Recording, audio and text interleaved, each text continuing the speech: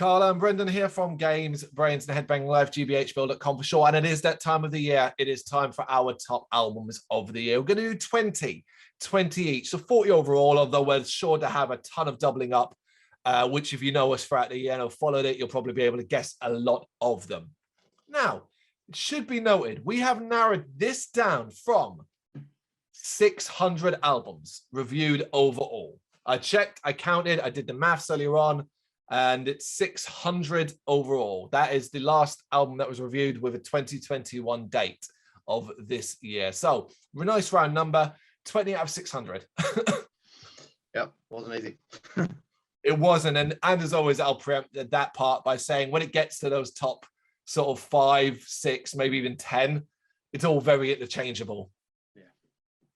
Okay, so 20, we're going to start from 20 downwards. And I'll get us started then with my 20th best album of 2021, and it's Carcass, A Breath of Fresh Air. Hailing from Preston, the band are a mix of stoner, sludge, thrash, and they released A Breath of Fresh Air via Trepanation Recordings earlier this year. To me, it's just a blast. It's one of those where it shows Carcass are really progressing, brilliant all over, brilliant release all over. It's the sort of thing you hear and you go, wow, you've done this, you've managed this incredible release. One of the tracks on it is in my 10 favorite tracks of the year. And like, my God, if you continue this kind of level of momentum, you're going to be superstars. It's a superstar making album. Superstars. Yeah, man. Okay, 20 for me is the album Excretion of Mortality by Cerebral, which was released 25th of June on $20 spin, the label. American doom death metal, more doom than death at times, and not always my 100% go-to kind of thing. Of course. In fact, we'll say not always, hardly ever. Yeah. But this is a really, really good album. Really, really good, really strong. I think it's a bit more accessible maybe than some doom, especially from a production sort of perspective, which is probably why I found it like connected with it a little palatable. Bit easier. Yeah. So yeah, really good album, very, very heavy, very heavy. But it's got like a lot of depth to it. Vocals are very, very good. And it's just, I think it just has little moments where, I don't know, I can connect with it a little bit easier. Like I said, I just find it, like, while it has a lot of the doom elements in there, which I think will keep a lot of people happy, the fans of the band, they just also have like little kind of flourishes and stuff in there that just take it out of that genre sometimes a little bit. And overall, though, big fan of it. Yeah, we did a reaction or a reaction battle to one of the tracks, didn't we? I think so. I think also this might have been the. I think we spoke about that when I did the review of this album. That it may have been the reason, like because of the visuals on the album cover. Why I can't remember. It wasn't that we got like a ban or. Oh, the no posting allowed for 24 hours. Yeah. Yeah. Yes. Yeah. Okay. Number 19 for me. Rising Insane is the band. The album is Afterglow via Long Branch Records, a German metalcore quintet. This album actually came out quite recently as a time recording, 10th of December 2021. A track centered around abuse, post-traumatic stress disorder, and depression. Now, what was quite interesting going into this, as I went into this album going, well, it's metalcore. That's fine. I like metalcore. There are lots of bands out there doing it, but for all that kind of complaining that you have in your head, you're like, oh, another metalcore band doing another metalcore album. The current crop is really killing it at the moment. And case in point for me is Rising Insane. It's a triumphant release that oozes passion, a ton of heart to it, authentic as fuck. Like what they're singing, what they're playing about, what they're focusing on. It's one of the most authentic things you're going to listen to all year, with a ton of emotional impact that's complemented by their ability to be crushingly heavy. Yeah. Awesome. Next up for me then is A Dream of Wilderness by Ifanima. Oh. Placed 19th on my list this year. Yeah. And that's because, while I think it's a very, very strong album, it didn't quite hit me as hard as Procopton did. I think when Procopton came out, it was like second or third on my list, and that kind of shows, I guess, my feelings towards it. But like 19th, don't get me wrong, that doesn't mean it's a bad album. It's a fucking great album. No, I'm 600, really, remember? Really, yeah. And you know, I'm a big fan of this band. I like what they're doing. I think they progress well, and I like their kind of attitude towards it, which is like and I know a lot of bands say this, but I do kind of feel that Ifanima do this, which is that, you know, we kind of just do what we want this time. You know, that's what we're doing.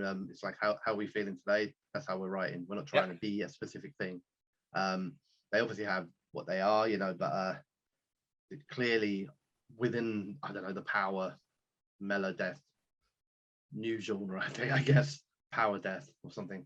But it's very, very good. Lots of symphonic stuff, lots of nice, fast, heavy music and vocals as well. But then also being able to see a band that I really, really like, putting in their little evolution moments, you know, the clean traditional style vocals coming in here and there, a bit more symphony and that. So it's always exciting, I think, isn't it, when you like a band to see them come out and challenge themselves.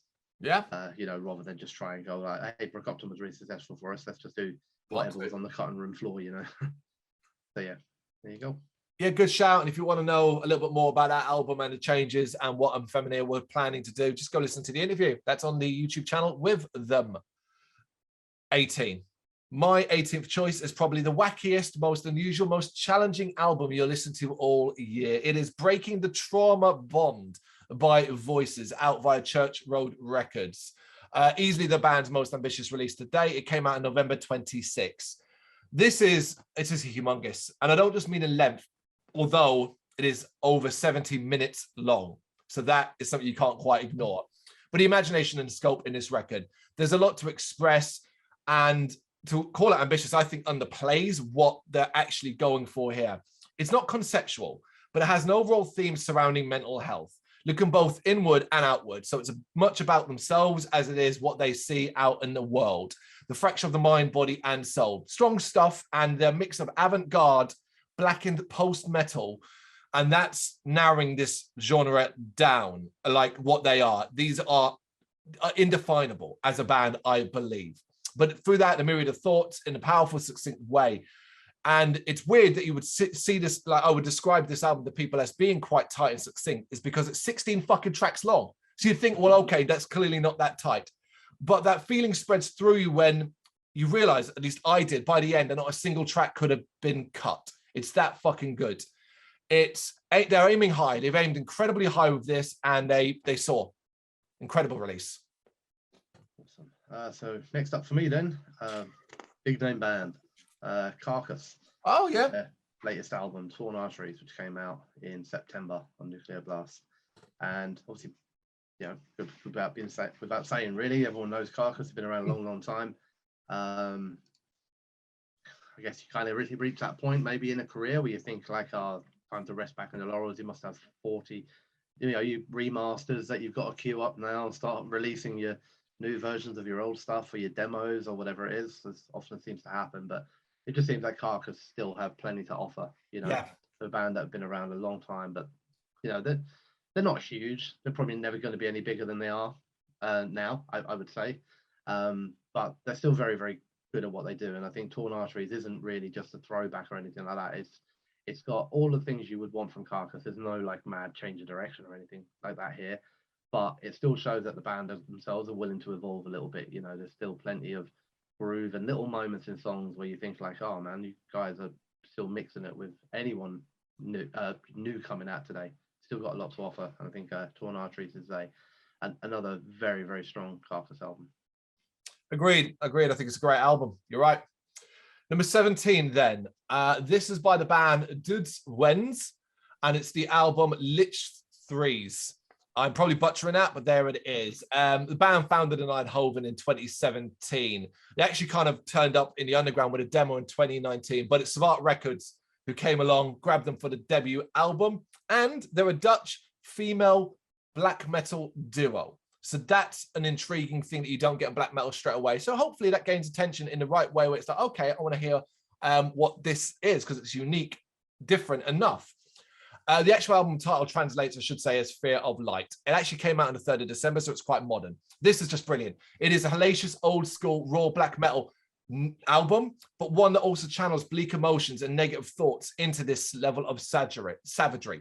To me, it was a great example of an underground band kind of coming out and being like, right, now we're stepping up to the next level. We're stepping to the next play. And what they proved on this, because it is that combination of just, wow, this is really old school, brutal black metal. But, oh, what have you done there? That's really affected me. It's really touched me in the soul. It's that kind of thing. I'm like, I want to call them superstars of the black metal scene for the future. But you don't really get many superstars in the black metal scene. I feel like these guys could be just one of the big names in black metal if they continue on the path this album kind of shows they've got. Yeah. Awesome. Yeah, it sounds intriguing, to be honest. Yeah.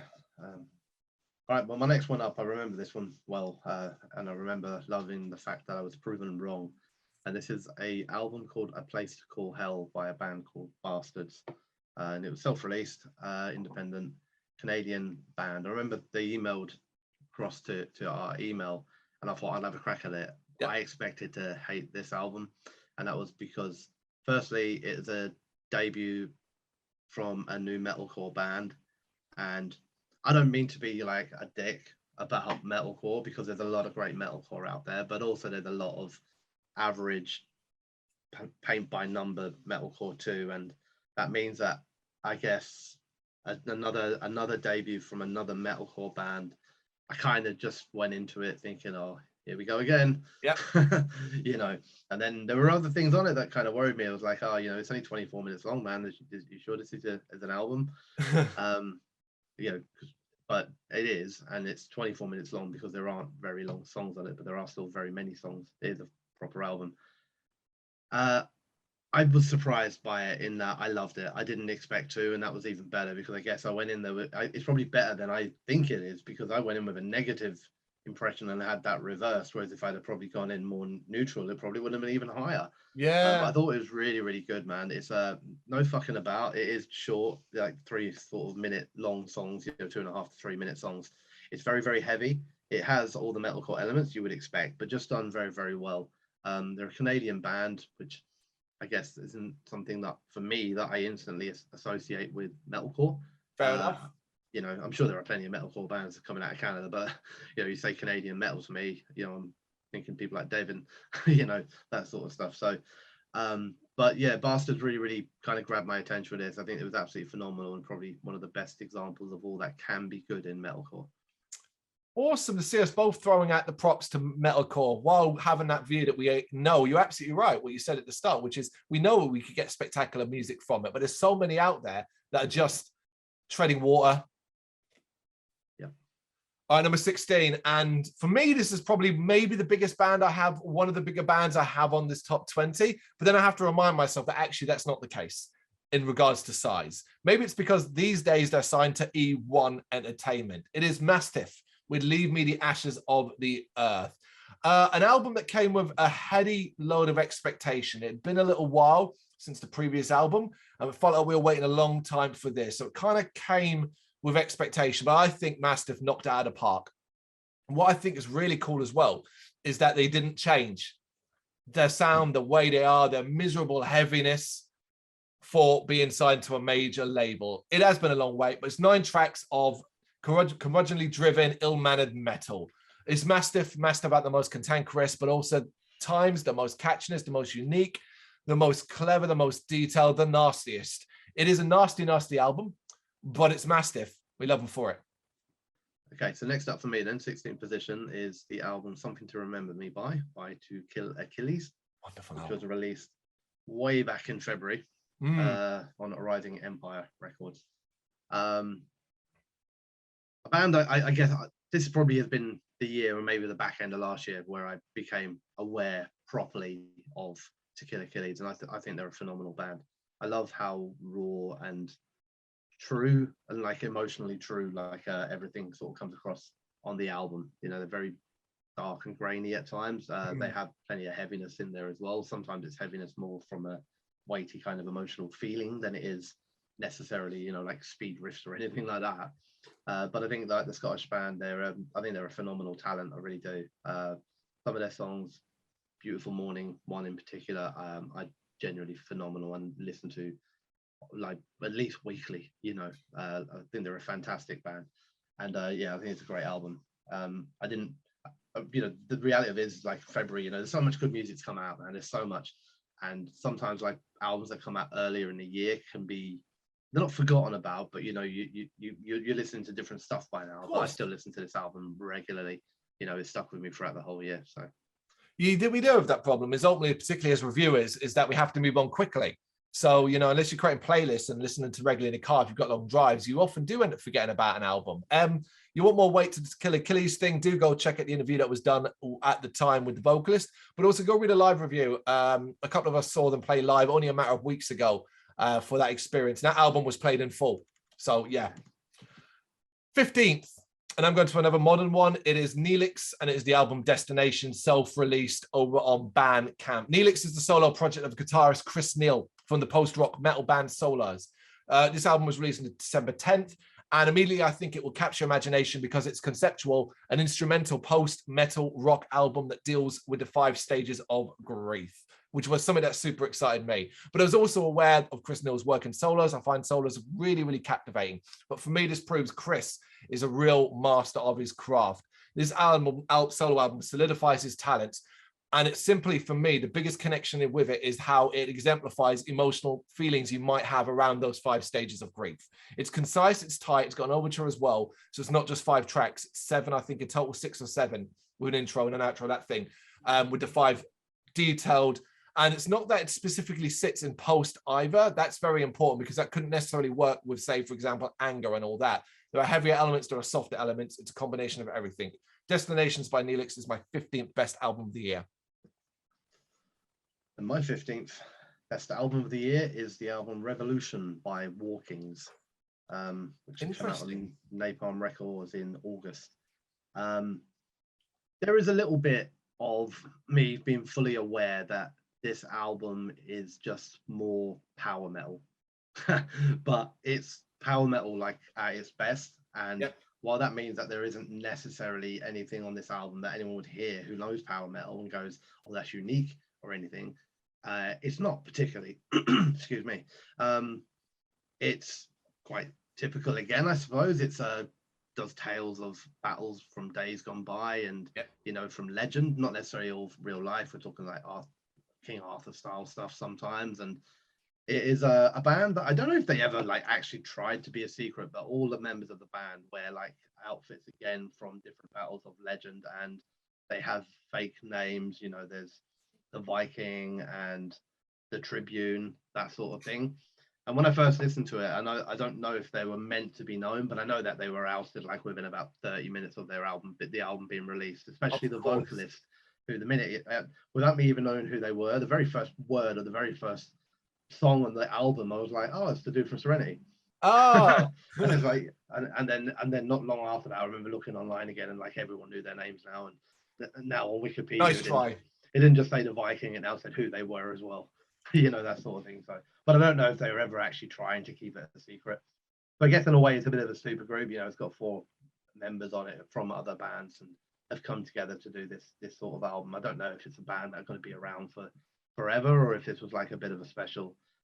It's very, very good. You know, it's there's nothing on this that is going to make you or I go, this is them taking power metal in a new direction or anything like that. They're not. They're just 4 guys from power metal bands getting together, like the cream of the crop, to make a banging album and put it out there. You know, so it's got everything you're gonna like. It's got a lot of fast riffs, a lot of speedy solos, lots of big, epic, grandiose sort of moments, huge choruses. You know, very, very catchy stuff.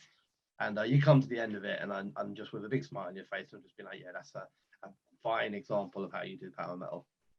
Yeah, this is one I haven't given any time to this year. I think I'll have to, especially as I've got free time over the next couple of weeks. Yeah.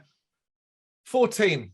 And I'm going all the way back to January 29th, 2021, when Clobber Records released Dirges, the latest album from And Now the Owls Are Smiling. This is haunting melancholy. It's both cold and warm, both isolating and freeing, and both gorgeous and disturbing.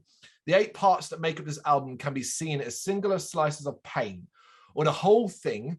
Listen to the whole thing as once. It's a lesson in suffering, not because of its innate savagery. It's not that it's that specific thing, but rather because of how mentally draining the atmospheric side of things is.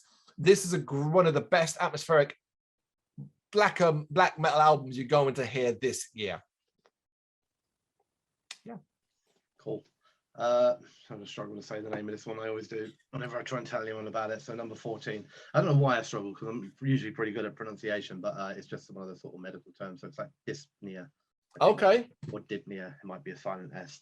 And this is by Labored Breath. album that came out on the 2nd of April through Sentient Ruin Laboratories. Why call yourself a record label? You call yourself a laboratory. So Laboured Breath are a one-man black metal band. It is more on the traditional sort of side of black metal, so not always instantly accessible to the wider kind of community. The sort of stuff like that generates dickheads normally. Oh yeah, of course, yeah. But this is true enough with a V. It's all I do love black metal. I probably fall more in the camp of preferring it when they're a bit more progressive and chuck a bit of symphony and all that sort of stuff into it. But every now and then it's nice to get like a proper blast of the sort of raw sort of bathtub recording sort of sound. And I think that is what this is. It's not completely like raw. It's quite clever, and it does have moments and elements where within songs they, I guess, get a bit posty or a bit atmospheric. But it's always kind of around this bed of harsh, cold, raw traditional black metal. So yeah, and all, like I said, from a one-man band as well, which is always something that blows my mind, that one dude can do this shit. Yeah, there are some great one-man bands out there. 13, and I'm sticking back at the earlier year, February 19th this time, where AOP Records released Hereditary for the Sky's newest album, Mier, which I think is how you say it. It's M with the A and E joined up together, and then R and E. This is a band that I have utter faith in, constantly and consistently one of my most exciting bands out there, not just because it's atmospheric or because it's melodic post-black metal, which are all elements I like, but it's simply the fact that they are a metal band who do it really fucking well. They never fail to bring epic heaviness and thrillingly detailed music, and this album does this, to the surprise of what I feel. If you're a Hereditary for the Sky fan, you're probably not too surprised that this was an incredible album. In fact, for me, they've kind of outdone themselves, and it's the best work they've done to date. Awesome. Okay, 13 then for me is I always seem to stay on the big bands. Quite ashamed of myself. And this is Alien Weaponry's new album, Tanga or Tangara, Tang something. Yep, that one. Yep, that one.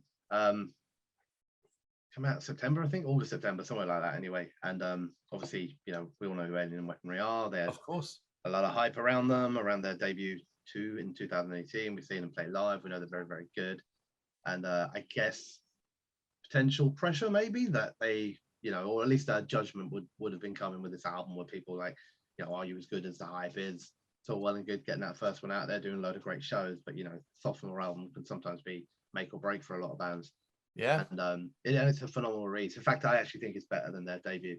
I prefer the sounds on this. I think they still have all of those Maori elements and all the bits that people kind of fell in love with. But I don't think it's I think they moved, I wouldn't say they moved purposely away from being a thrash band, but there's a lot more of the sort of accessible groove sort of elements to this, where I wouldn't class Alien Weaponry as a straight up thrash band like now, and I think that's great. So I'm a big fan of the band, and I was really, really pleased to see them, not sort of think, like to come out and actually, this is another banger. So yeah, my 13th.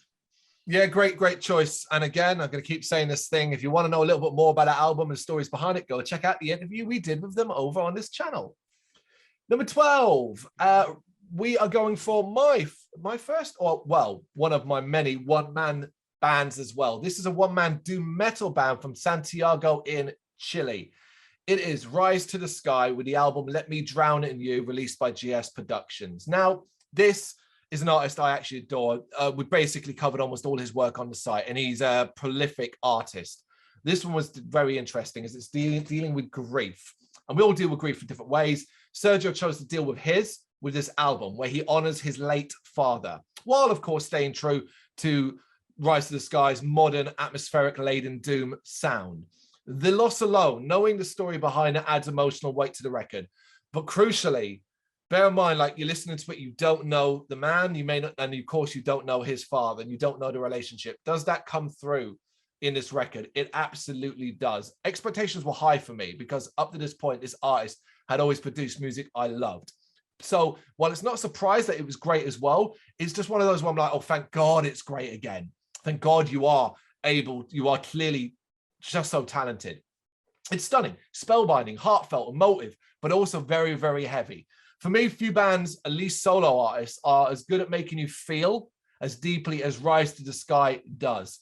But what also makes this artist particularly great is that he'll also make your neck ache through headbanging. It's that wonderful combination. Yeah. So Rise to the Sky, Let Me Drown in You. Number 12. Okay, number 12 for me then, Garden of Burning Apparitions by Full of Hell, released in October on Relapse Records. The band's 5th studio album, although I wasn't massively aware of them before this album, to be honest with you. It's really fucking heavy, man, like really heavy. It's easily, well, like in its style, the heaviest thing I've listened to this year. And I don't just mean like brutal blasts or anything like that. I mean really fucking dark, distorted, kind of, I don't know, makes you feel a little bit dirty kind of listening to it. You know, it's quite horrible, man. I remember a lot of the stuff I wrote in the reviews about like I love this album. This album is fucking insane, but like, don't play this shit to people, man. No one's gonna like this. It's too much. You've gone too far. You know, you've been around a while. This is their 5th album, like I said, like, and I didn't really know what I was going into and listen to it. It is quite short. It's really intense. It has like some songs that are like seconds long, but it will just be nothing but like a screaming, distorted, fuzzy noise that's there only to kind of create a mood to get you ready for what's going to come on the next track. And so because of that, as an album, I find the whole thing, despite the fact that I think if you play, this is the sort of shit you play to people and they go, oh, that's just noise. Yeah. That's just ridiculous. But actually, if you can get past that and listen to what they're doing here and how clever it is, how they kind of force you into a mental state ready for what's going to come in the next one. And then because of that, it has way more impact. It is also, I think you said this on some of your albums before, but like, it doesn't necessarily work as here, let's listen to an individual track here and there, because you don't always you're not in the right mood for the song. But like when you listen to this album sort of start to finish, you come out like genuinely feeling like, I don't know, you've been changed a little bit. So, I do love your descriptive ways sometimes. Fascinating, man. Okay, so guys, if you've watched us do these videos over the years, you'll know we've kind of got this rule. And this rule, it doesn't really apply to a lot of our colleagues in the metal press and rock and metal websites and stuff. And that is, we choose to wait. We always choose to wait to do these lists and put them out right at the end of the year because we're always conscious that there is still music coming out. And these bands might get missed because of it, because they're unlikely to be added to the year after because they've been completely forgotten about. So you put your lists up at the end of November, you are potentially missing 4 weeks, 5 weeks of new releases, and something in there could be worthy of that. The reason why I'm mentioning this is because this very thing happened. I had my list done. I had it done in like list format, and the last album that I was going to be doing with the 2021 date came our way. This album is actually released on December 31st. So it literally is probably the last album of the year. And it's coming out via Transcending Obscurity Records. And it's Wombat's new album called Agma. This, as soon as I heard it, listened all the way through and I listened to it several times through, I was like, I've got to put this in the top 20. I've got to find space for it. And then it just kept moving down. It kept moving down until it hit number 11. It's 16 tracks long. Yes, fucking 16 tracks long. But one of the most amazing things about this is that none of it is filler. Simply put, this is Wombat for me. And bear in mind, this is a band that's 30 years into their career at the most creative high they've ever been at. Every single track is necessary. The other amazing thing is that they sustain their old school death metal like abilities by adapting and experimenting with some fascinating new elements. We have melodies, we have a violin, we have high, clean singing. Then we have thrashy and heavy metal orientated sounds. There is so much going on in this album from an old school death metal band 30 fucking years into their career going, nah, we're going to now do this kind of madness. But don't be under no pretenses. It is still out and out death metal chaos. A fiery, destructive blast of aggression, noise, and intensity. But where a band is so fucking good at it that everything just sounds brilliant. You will be in awe by what you're hearing if you're not too busy headbanging. This is December 31st, people.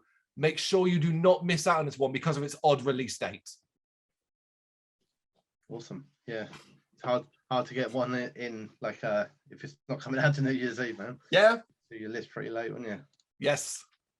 Okay, so 11 for me is another band who's actually been playing death metal for a long time, and this is Aborted. Oh yeah. Album Maniacult or Maniac Cult. I'm not sure which way they wanted it to be, but anyway, this came out on Century Media Records earlier in the year. I can't remember when. I think if you know who Aborted are, there isn't really.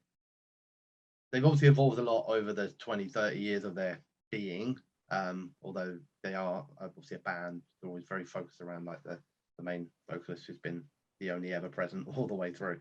And as a band, I think like they changed a lot over their early years where they were kind of more extreme. And these days, it's kind of strange to say they're not. I wouldn't say they're accessible because they are still very, very heavy. But they have I guess they have a more modern production and that sort of stuff now. So you can maybe, you know, if you listen to some of the really, really early stuff, like I don't think I would have been a massive fan. You know, I would have been like, oh, this is okay, but you know, I don't love it. Whereas like recent years in particular, like Terror Vision, that sort of era of the last 5 years or so, I think they're probably one of my favorite death metal bands out there, to be honest with you. I think they've got like a lot of groove now, they've got a lot of technical kind of edge to them, but like they are still just viciously heavy. And Maniacal is another fantastic album from a band that are ripping it, man. These old bands as well, like, you know, like I said, I'm sorry, old band sounds harsh, I mean in a harsh way, but I love it when I love new bands. I love it when new bands come out, release unsigned stuff, that sort of thing, and they're phenomenal. I love it. But there is also something really cool when a band who's been doing this for multiple decades still have the drive and the energy to push out really, really strong albums. Yeah, I agree. You're not sitting on your laurels. You're not sitting on your history. You go, no, we want to match this young up and coming crop with our own blast of quality.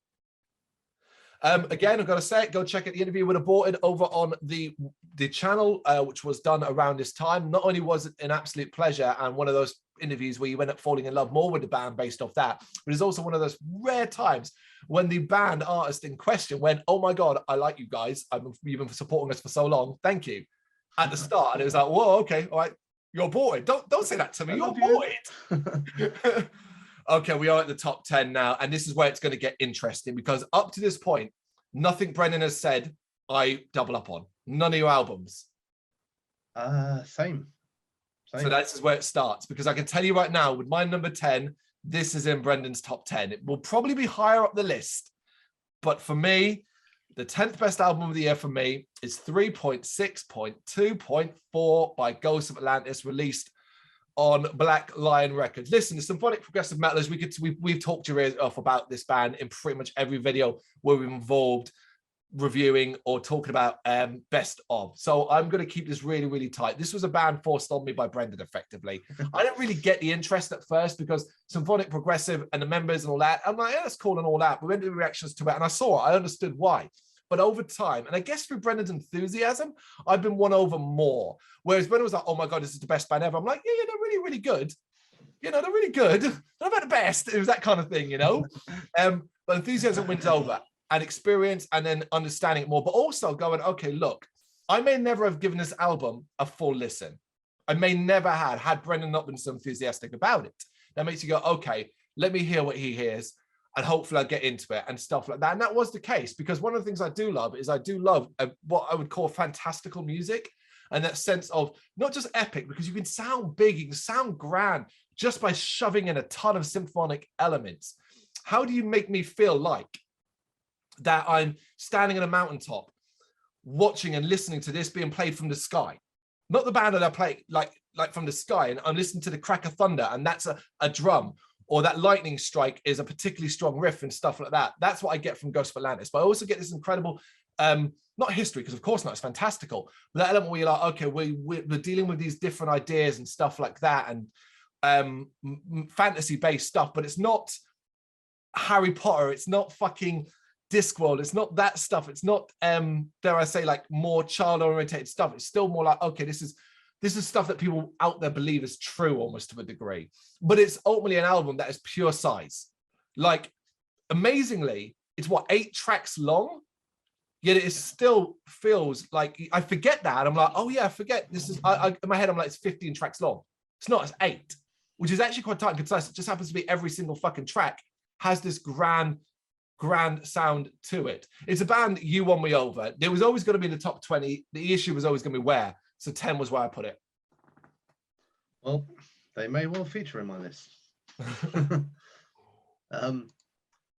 So my 10th one, my 10th album of the year, I'm going back in time with this one a little bit to the 2nd of July, and this is Realm of the Tormentor by Dreamtrop. Awesome. Big fan of the band, as you know.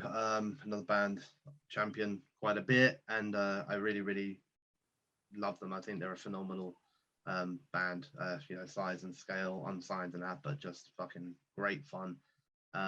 Always kind of feel sometimes with a band, like, you know, especially when they're not local to us, but they're a local kind of unsigned independent band, like whether they'll just keep churning out quality or whether, you know, they'll all give it up and go and join other bands, or do you know what I mean?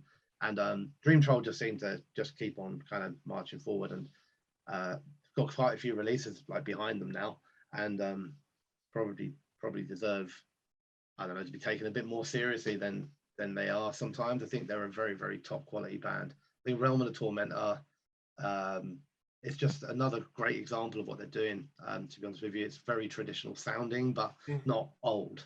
Like, it doesn't sound retro. It just sounds like a modern band, like who kind of capture the sort of spirit of the old kind of like, I don't know, rock and roll sort of traditional vibe, you know. Some of the songs on it, the Tormentor itself, she's got a devil inside. I think it's just a catchy as fuck. It genuinely does. And it sounds cheesy, it sounds stupid, but it does make you feel better. It makes you smile.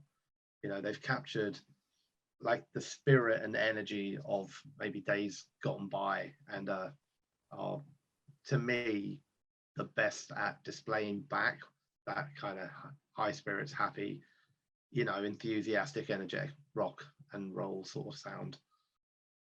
Right, number 9 for me, it's thrash metal with Echoes of the Abyss by Elimination, a band that I really shouldn't have been surprised that because they've been killing it since 2017 with the Of Gods and Beast EP, the single In the Name of Violence, and live at Bloodstock, where they got called in last minute to do a short set on the Jägermeister stage, but also were members down, and it was fucking phenomenal. But then it released Echoes of the Abyss, and it's basically my favorite thrash album of the year. It's 8 slamming, heavy fucking numbers, straightforward. I don't think they're doing anything particularly complex or massively different. It's just a tasty tribute to the classic days, but with a really modern sound. It's just really fucking good. Love Elimination's album. Next up for me then, 9th place is quite different to my happy Dreamtrop in 10th place. We've gone for Necronautical's Slain in the Spirit from came through Candlelight Records.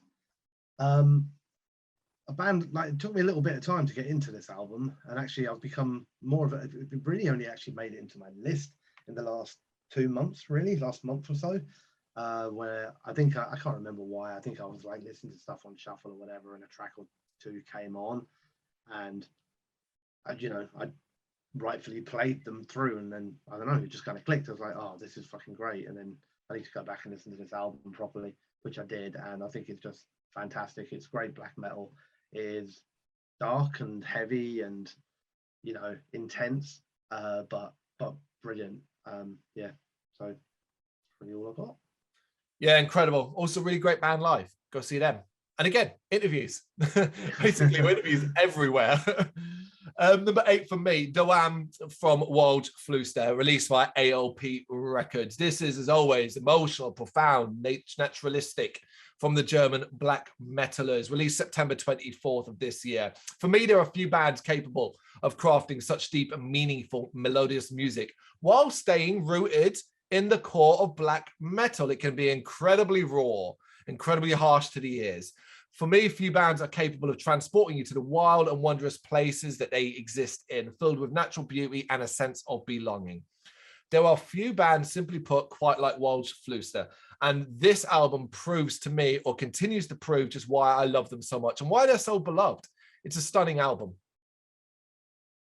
Awesome.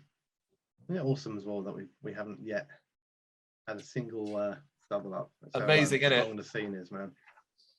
Number 8 then for me is Serpent and Spirit by Candlelight Records, come out in June. Like I said, like in other videos, you know, I wasn't even similar to Necronautical. Actually, it wasn't an instant hit with me. It was an album I liked a lot, and then it was seeing them perform live that turned it from an album I like into a band I was really enjoying, to the point where I was like, I've got to listen to this album again, man. And then, you know, now a few months down the line, it's my 8th favorite. I really like what the band are doing. I think their sound is like made to potentially become like a really large kind of band within the metal scene. You know, they have the melodic elements to them, vocals are great, they have riffs that catch you, you know, they have the ability to transition in songs between those elements. You know, it's just, they seem to have like everything that I love in a band, to be honest with you. So yeah, 8 for my list. It might show up on mine, I don't know, you never know. Number 7, this is Nostophobia by Sea Sleeper, released by Metal Assault Records back in February 5th to be exact. And if you wonder what Nostophobia means, it means an abnormal fear or dislike of returning home. So I thought that was interesting. So this combines 2 of my favorite genres, post and death. So for me, saw that, was like, oh, I love this band before I even hit play. That's straight away. If you combine the 2, let's see how we do. This is an album that is disgustingly intense and brutal, utterly wild and really uncouth, downright dangerous sounding at times, yet, and this is the important part, they convert this aggression and filter it through the medium of post, and a little bit more as well, to come up with what is a shockingly powerful release. One that is deeply layered and packed with so many nuances that you don't pick up on immediately. This is an album I think that you need to listen to a handful of times to really get to grips with it. Stuff that comes on repeat plays, that aspect where your brain stops hearing the crunch and drum beat or the fiery vocal wells and things like that. The guitars end up taking a more of a profound prominence, and there's some amazing stuff going on there too. For me, what really, and it could be hyperbole to some people, every band wants to sound unique. They want to sound like their own thing and they want to be unmistakable when heard. And I generally think few manage that. I think Sea Sleeper have managed it here. I think there's nothing out there like Sea Sleeper. There you go. Don't think I've listened to it. Mm-hmm. Next one for me then, 7th position, one I do expect to be on your list. So I'm not going to say too much about it, because if I'm right, you'll have a lot more to say. But this is Diorama by Mole. Nuclear Blast, November 5th. Again, this was only a short while back. And obviously, you know, release of Jord was quite a phenomenal thing. This album's very different. I find it very different, but like in a positive way, because while I was a big fan of Jord, I think this is risky to say because it's still early days. Like, it's only been out like a couple of months, but I think it's better. I think I prefer it overall. They've expanded their sound quite a bit. Yeah, like I said, I don't really want to say too much because I think you're going to probably, I'll be surprised if this album isn't in your list anyway, so I'm going to let you say it. But I think they're a very talented group, and I think they have a way of conveying emotion in music that very few successfully pull off as well as they do. And go check out an interview then with Mole as well, one of my favorite of the year. So go check that one out. Okay, we finally have hit, with number 6, we finally hit one that we've doubled up on. Finally. It is Serpent and Spirit by Candlelight Records. As Brendan said, June 25th. So for me, this was simply an album that immediately I fell madly in love with. To me, I was like, oh my God, this is the debut. Because the selling point for us, when it was sent to us via press, was constantly surrounding Hang the Bastard. Obviously, 2 out of 3 of the members are ex-Hang the Bastard. Huge fan of Hang the Bastard. But it was like, okay, I didn't want Hang the Bastard Part 2. I didn't. And thankfully, that's not what we get here as well at all. But we get mood-altering, focused heaviness, exciting twists and turns, all wrapped up in Ern's slab of heaviness. From head-banging bursts to mournful and grandiose soundscapes, Ern's darkness is spread far and wide. It's an album that pulls you to the light at times, but the gloom inevitably wins out, thanks to what is often unexpected and captivating beauty that exists in this album. 2 words that I don't think you'd expect to actually hear when it comes to an album that is still this fucking heavy. it just so happens it's metal, right? If metal is done really fucking well, it can make you feel that way. And I think that's really important about Serpent and Spirit.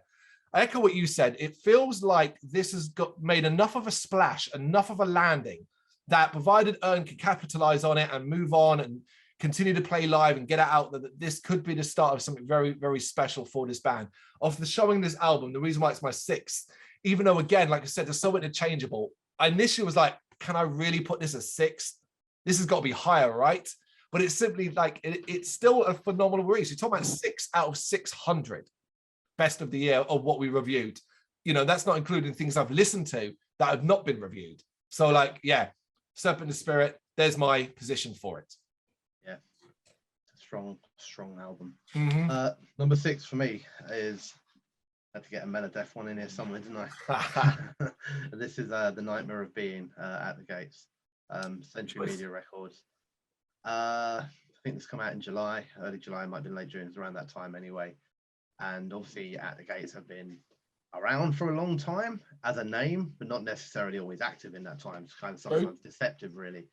I think modern At the Gates is the best of At the Gates for me. That's the truth of it. I think I love At the Gates from back in time, but you know, they're on a bit of a run, really. I think at the moment, you know, we had At War with Reality back in 2014. You know, I really respect this band. Yep. And like we said with a few of the other bands that we've already like name dropped in here, you know, for the guys that have been doing it for a while, you know, they're, I don't know, kind of class as the people that helped to form Meladeth, you know, or like not quite single-handedly, but, you know, one of the big kind of names from it back in the day. They could easily just sit back and live off of what they've got and kind of go out and do like reunion kind of tours, release things, you know, take things at their own time. But at the moment, they seem to be like cracking out music every couple of years. They seem on it. Every album sees them slightly adapt themselves again, and I think you get that on here a bit. You know, some of the songs focus more on the melody side of it, whereas a lot of the kind of really old school At the Gates was very much death metal with melody. And now, you know, they just seem to have this balance now, which I absolutely adore, where you've got all of that raw brutality. It's still there, it's still heavy, but within an album, they have time and the like creativeness to decide that now actually, no, we want to explore on this song, and they might go for a much more melodic piece, and then they'll come back at you a song after that and like bring you back down to earth a little bit, you know, with just like a nice sort of blast of, you know, really in your face stuff. And yeah, I think they're such a important band still, and I love them for that. I think that's phenomenal. And yeah, The Nightmare of Being is another top quality At the Gates release. Yeah, second of the Brendan says, I think we follow a similar pattern on them. It's really the modern stuff that's interested me way more. Even though I can enjoy some of the early, you know, the sort of classic albums that I've seen as At the Gates, from At War with Reality, which was the album tour we first saw them live as well at the Forum back in the day, in the dead of December as well, I remember. Yeah, okay. Number 5, and then a first ever of the entire time we've been doing these videos over the years. We have an artist who released 2 albums in 1 year, and he has a second album in my top 20. It is Rise to the Sky again, the Doom atmospheric solo project. This time, Would Per Aspa Ad Astra, also out by GS Productions. So this is similar in the sense that it comes from a grief-stricken place, but it resonates with me throughout. It's expressive and sensitive, but one with heavy death and doom at its core.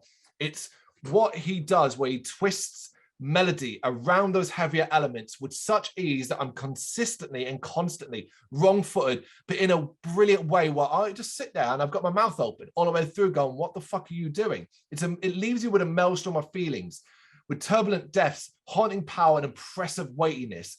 It's exhausting to listen to, but worth every second of your time. Yeah, I was very aware I was putting 2 albums from the same artist in this top 20, but they're both fucking incredible. It is what it is. No, that's great. It says the first. It's very rare for a band to release 2 albums in a year. So there you go. Yep. So guys, if you all want to get 2 albums in our top 20s, you've got to start doubling your output. So number 5 then for me is another big band, because I'm in the mainstream. Existence is Futile by Cradle of Filth, Nuclear Blast Records. Came out 22nd of October. it's kind of strange sometimes, right? I don't know if you ever get this. Sometimes I almost feel like guilty putting a big band in there because I'm Of like, course. oh, really? Oh, because there's so many other there's so many great albums out and great bands like doing stuff, whether you're big or small. And I don't know why you sometimes think like, oh, I should, they don't need this lot. But the Yeah. reality of it is, I sat down and the more I thought about it, and the more I think this album is another phenomenal chapter in Cradle of Filth's long and mostly illustrious career. Yep. I've long spoken about, you have, and many other people I've heard as well, is that, I feel like Cradle are in there. It doesn't necessarily mean it's their, like, I don't love their old stuff, but I feel like they're in their most settled position now as a band that maybe they've ever been in. And I think that they're obviously, because they seem happy and they seem content and they seem to be a band rather than a Danny Filth project, that more and more elements from the other musicians seem to be creeping into the music. And I think Existence is Futile is probably the culmination of all of that so far, where there are plenty of times where Danny is happy to not even be prominent in a song, to let the guitars do their thing, or the bass, or the female vocals or keys or whatever. Seeing Danny switching things up and trying to adapt himself and modernize himself in the way that he delivers some of the vocal lines and everything is fantastic. Some of the songs on this, weirdly, this sounds like an insult, but it's not, because it just fucking works, are way simpler than anything Cradle have ever released before, to me, in that they have songs that almost follow that, intro, verse, chorus, solo, chorus, end. And that's not Cradle at all. But then at the same time, they have other songs that are kind of meandering and wavy and, bringing lots of the orchestral stuff. They have the heavy stuff, Crawling King Chaos, that sort of thing. And then they have the more melodic, I guess, sort of, I don't know, gothic kind of tracks as well. And I genuinely think Existence is Futile is their 13th album over 30 years, and they're just getting better. Yeah, well put. Well put. I think one of the things that's quite important about Cradle these days is consistency. Is whereas we're not getting up and down at the moment, we're getting consistently high quality across the last handful of releases of albums and stuff like that, and this just continues it. You say the whole like putting a big band in. It's simply put, it's your choice. If these are the albums that you love, because my next one arguably is a big band purely based on the label they're on, and they're on Nuclear Blast, and it is Mole, the Armor.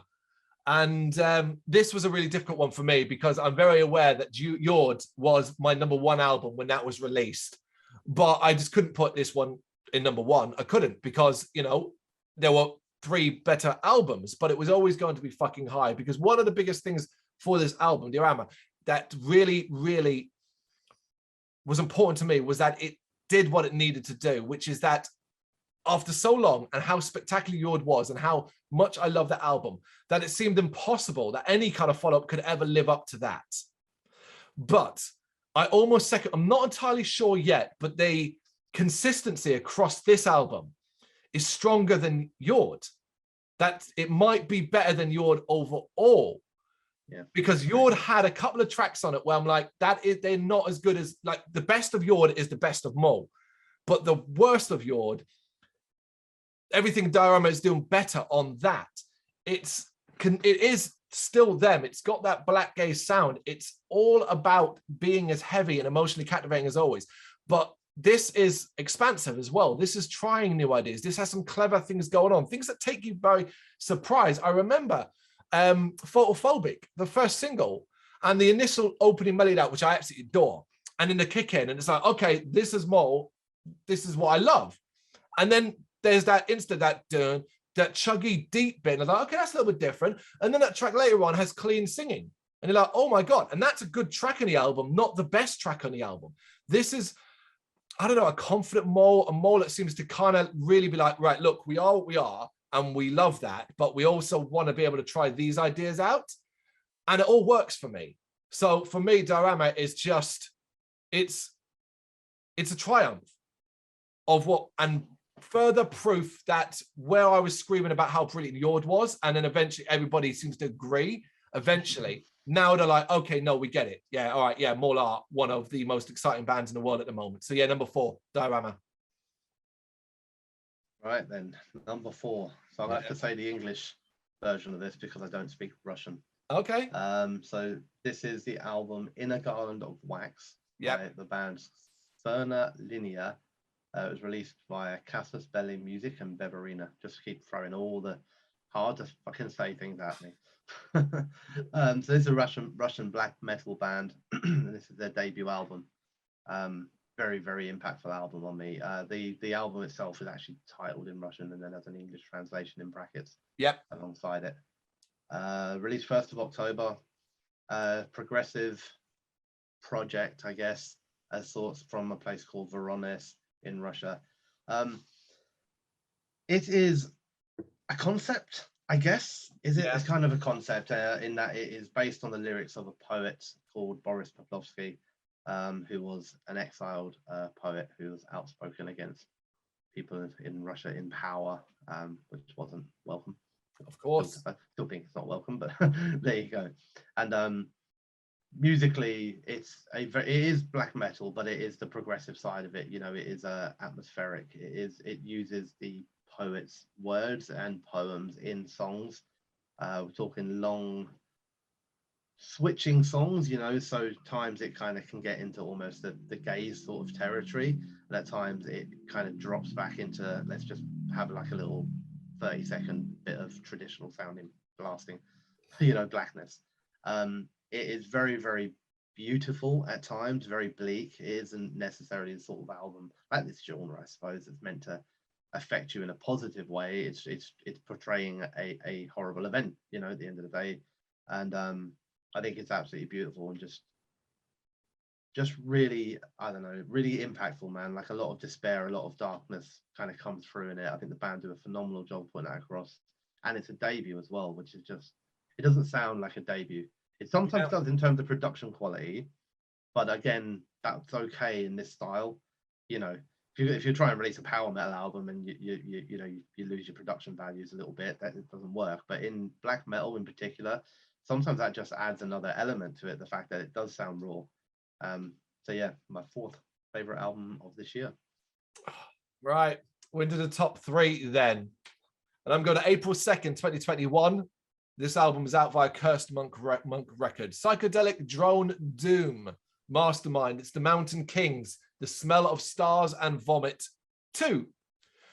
This is one I understand why people will not like. I get it. This is, you either love this or you loathe it. It's as simple as that. It's fascinating. It's daunting. You're going to need to set some time aside because you need to immerse yourself in this record. There's no sort of half-arsedness playing it in the background while you're driving around or like putting a track on here or there. You're either all in or you're not. It's, to me, the only proper way to approach what is a mammoth listen. One that is 95 minutes of storytelling wrapped up in a mixture of psychedelic and drone sounds. It, to me, has the power to put you on the edge of your seat, but also the power to send you drifting off into a dreamer-like state. For me, there's nothing been released this year like this album. We've had plenty of fascinating drone and psychedelia that tells good stories, but nothing with this much meat to the bones, nothing that truly encapsulates the journey it is attempting to share, but also nothing so long, but feels so short. There you go. Okay, top 3 then. So yeah, top 3 for me. I think you'll have an idea of some of the albums here, but I guess it'll be positioned. Well, yeah, one's definitely not come up yet. Nope. And in 3rd place, we have Where Fear and Weapons Meet by 1914 Napalm Records. So, as we know, Ukrainian black and death metal band, World War I themed, and a follow-up to their, what I thought was, and a lot of people thought was a remarkable album, The Blind Leading the Blind. Came out on the 22nd of October. And I don't know, this band just blew me away, to be honest with you. I am so on board with what they do. It's unreal. You know, I genuinely think like in this dark, kind of gritty, black and death sound, I don't think any band excites me as much as these guys do. Phenomenal. A bucket list band for me now as well, because I'm so on board with it. I just really want to see it in a tiny little room with like 3 people there, which isn't great for the band, but for me, like, yeah. You know, it is, they're very, very good at what they do, not just as musicians, but also in their insanely talented ability to tell a story and create a visual image in your mind through the way that the songs sound, not even through lyrical content. As it is through the content, but the lyrics are not always easy to follow. Yep. Because it's very, very heavy. So you have to just take like almost the vocals become an additional instrument in it, and it's those sounds that genuinely with they clever use as well of like things like sampling and stuff like that, like traditional things from wartime, like whether it's the sound of soldiers or orders being barked, whatever it is, and it creates this visual in a dark way, you know, that just makes you kind of feel like the emotion, the passion, the horror, triumph, despair with every kind of note beat that comes through it. Yeah, powerful stuff, man. I think they're a really, really talented band. I think this is another exceptional album. It's 2 in a row, and it's just pure quality. Like there's nothing on either of these albums that make me even think like, oh, that was a little wane there, or that one didn't quite work out. It's just like, I don't know, it just seems like they just touch stuff and it just works. And yeah, I think just for a moment, like you listen to this stuff and you probably don't, but you just feel like for a moment that you understand the true darkness of war. You know, like I said, we probably don't because we've never really been involved in these situations, but just for a moment you kind of feel like you feel broken and downtrodden enough that you kind of feel like, yeah, this sucks. That was awesome, I loved it. Not that it means much, because ultimately it wasn't the way it's going to be, and obviously the fluctuation between where you put it and where I initially put it. We did originally plan for 50 and then realized that was way too long, so I did actually have 50 laid out, and 1914 was 21. So it was there, yeah, just a lot higher up. Number 2. Now, this is definitely not in Brendan's at this late stage, but for me, it had to be Family the Smiling Thrush by Boss Keloid, out via Ripple Music, released June 4th. For me, an album that is every bit the Boss Keloid we love, that I love, but more importantly, it was also developed and forward thinking. It's progressive as ever, chunky, groovy, harmonious, heavy. This was super, super an exciting release for me. But what I loved about it as well is how heavily focused on positivity it was. They would have wanted to have a happy record and they went for it here. But it's a wild and captivating ride. One, I think that's kind of obvious if you use the Boss Keloid to this day, but there's also there's new elements here, new detail. Boss Keloid never sits still for too long. They're always trying to challenge you as much as themselves. It can be fucking mad as a fucking box of, I don't know, Mad Hatters. So, but it's still super, super exciting. The one complaint I have, it's too short at 46 minutes long, but it's still just one of those that ends up leaving you drooling because your mouth's wide open all the time. Yeah, Boss Keloid, Family the Smiling Thrush, my second favorite album of the year. Oh, you never know. They might feature in my top 2. God, imagine. They don't. They don't. So, second favorite album of the year is 3.6.2.4 by Ghost of Atlantis. As you said already, it came out in March, Black Lion Records. It was number 1 for a very, very long time. And you know, it took me a lot of like sitting in the darkness, soul searching for hours, just trying to work out between 2 albums, which, like, am I sure what I'm doing here? You know, I took this way too seriously, man. I already did. I had a spreadsheet analyzing things between 2 particular albums, but you know, I think, and you know, it's the same for you, and it would have been the same if we'd done a top 50. Yeah, these are in no way like disrespect to any of that. These are all fucking amazing albums. There's 40 brilliant albums they are, and I love this album. Everything about it is phenomenal. It could have been number 1, it could have been number 5, and that still would have been amazing. But yeah, I don't even know if there's much more I need to say about it. I think everything about this is phenomenal. I love the energy within it. There's a lot of energy. I love the mix between the more melodic and it's not quite brutal, but the very, very heavy edge of it. I love the tales. I absolutely love the kind of Atlantean, ancient kind of Greek stuff. I love the symphonic parts of it. But the thing that I get, the thing that, like, no matter how all the different elements that I love about it, it is just the concept as a whole, like because you can pull out, like, it's got amazing drums, it's got great bass, it's got great guitars, it's got, but what for me that I love more, and when I was doing my analysis and all that shit of it, is that I find the album to be so intelligently structured, and each song as well, that you don't really get like moments where you can switch off. Like, you know what I mean? Like you have to, you're forced to always kind of give it the right amount of attention, because they don't take like these moments where they go, right, oh, and this is just like a little bit like of, I don't know, like an intermission or anything like that. It is literally going from one thing to the next, to the next, to the next, all the way through. I think you kind of touched on it with yours. We say like you sometimes forget that it's only like 8 tracks, because you just you do forget that, because it could also even just be one track in a way as well, you know, where it's just so much is happening, and I go from end to end in it. I remember the first time, I can't remember the name of the song now, man. That's how bad like my mind's gone. The last song on the album, and my poor daughter, who's only 9 years old, we were home. This was around the time when this came out, when we were homeschooling still, you know, and she was sitting in the room. I'd given her some maths to do, and then I was in here listening to the album to write the review. Yep. So I was checking it out, and I was blown away by it, absolutely blown away by it. And then I got to the last song, and it does the bit with the drums, with like little sort of blast, like that comes into the rhythm. And then I just kept rewinding it. Like it was about a 3-second part of the song, and I was like, oh shit. And then I forced my daughter to come in here and listen to it. I was like, oh, listen to this. And I was like, isn't that amazing? And then I gave her a big speech about how creative heavy metal is compared to pop. So she was listening to pop. and I was like, oh shit, she's 9. Let her go. But yeah, look, I don't know. I've said a lot about this band, and I can't wait to see where they go next. You know, I think this is just an amazing album, and that's why number 2 on my list. Yep, it's debut album, 10th place for me, 2nd place for you. That's damn strong work from Ghost of Atlantis.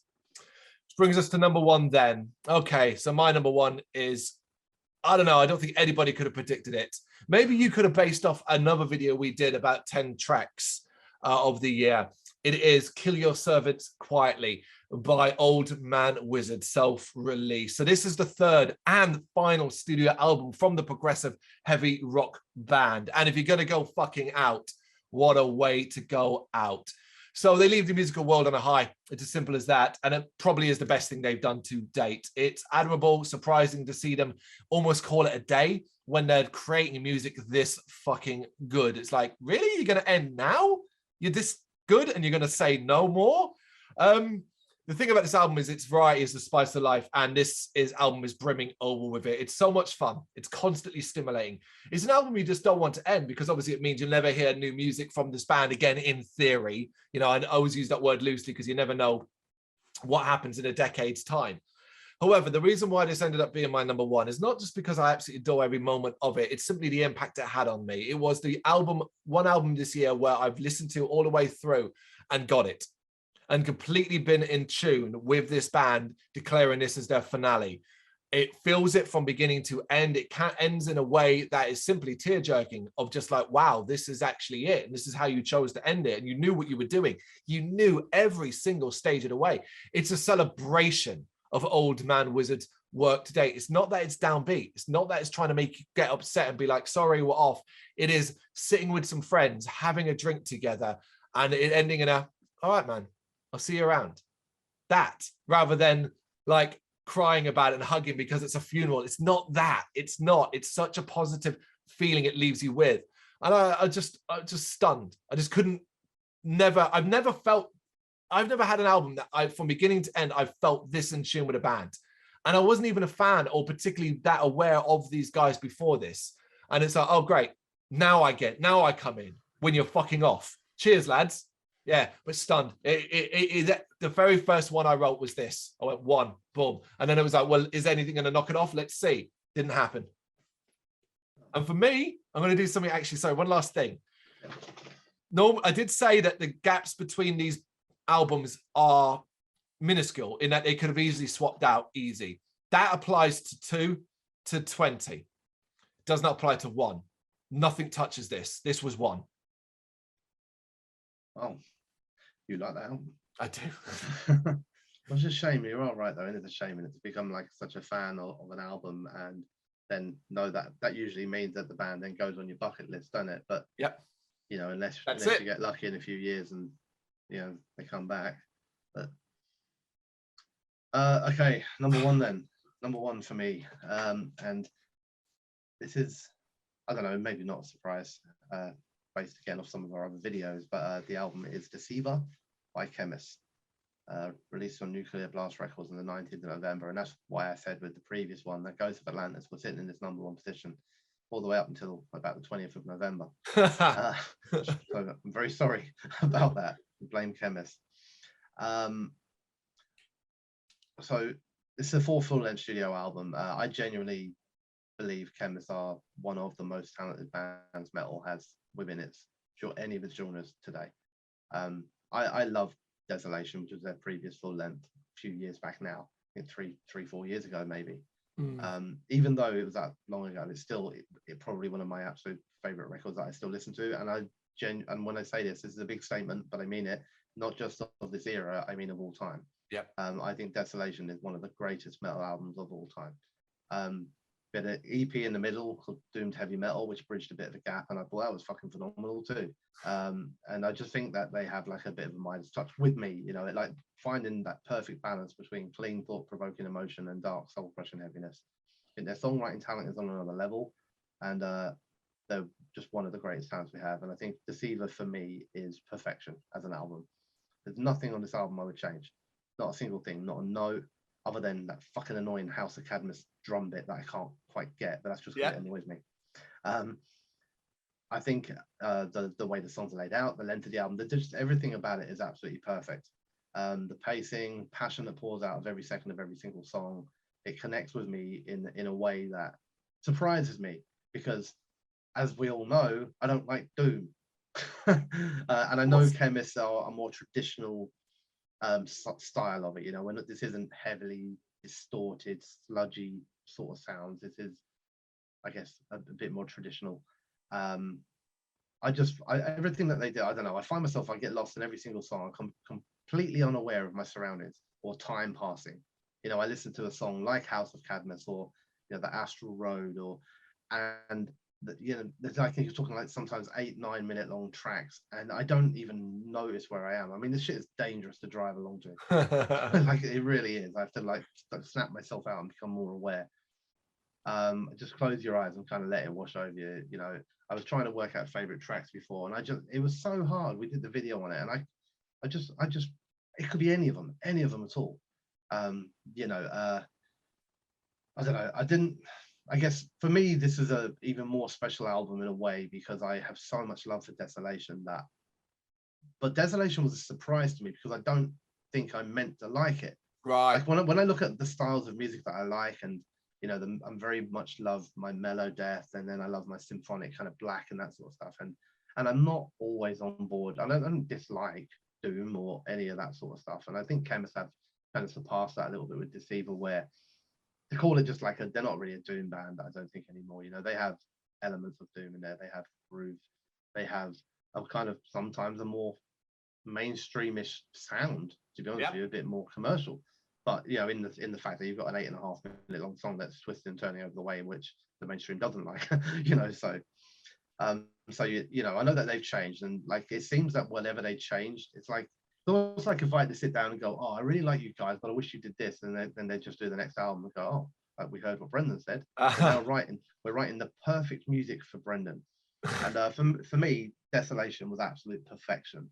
And the one thing that I did not think would be possible was for me to like an album more than it.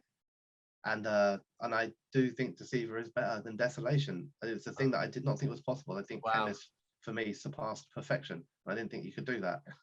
So yeah, there you go. My #1 album of the year from the band that I just think are possibly, I don't know, man. You're such sweeping statements, and there's so much talent in metal. But the way I feel about this album, the way I feel about this band at the moment, I just don't think there's anyone better than these. Hey, everyone else, just give it up now. That's it. It's all over. Chemist won. How fascinating is that, though, that we share a lot of the similar tastes, but we can get to our #1 albums of the year. And bear in mind, that's out of 600 albums reviewed this year, and both have an album that the other hasn't even included in the top 20. Yeah, it's crazy, isn't it? It is actually crazy, and it also shows like, you know, how strong the scene is, like the whole of metal, every genre. You know, I'm sure if we had done our top 50, you know, there would have probably been more crossover then. Oh, for sure. Yeah, there were definitely albums in your top 20 that were in my top 50. Same, yeah.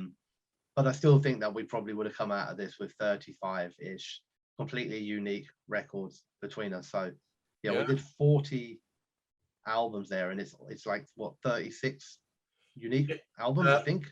Ghost of Atlantis and Mole, I'm pretty sure the only two we cross over. And Earn, I think. Oh, and Earn, so 3 albums. Yeah. Fucking hell. Which is insane. So well done, Metal. Keep it up.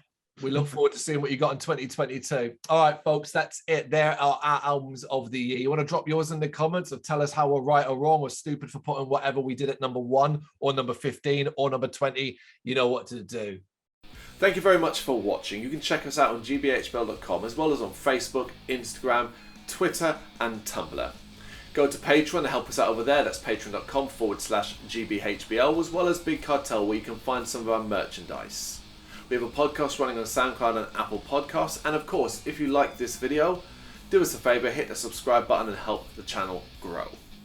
Games, horror and heavy metal. What else is life for?